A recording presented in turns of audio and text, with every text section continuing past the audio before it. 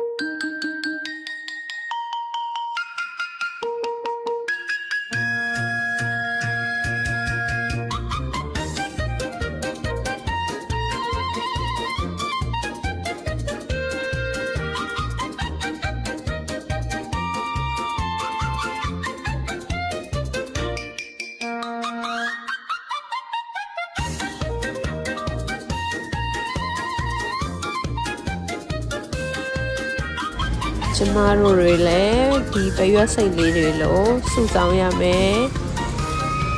အချိန်ရှိတဲ့အချိန်ရတဲ့အချိန်အခွင့်အရေးရတဲ့အချိန်ကိုနာကို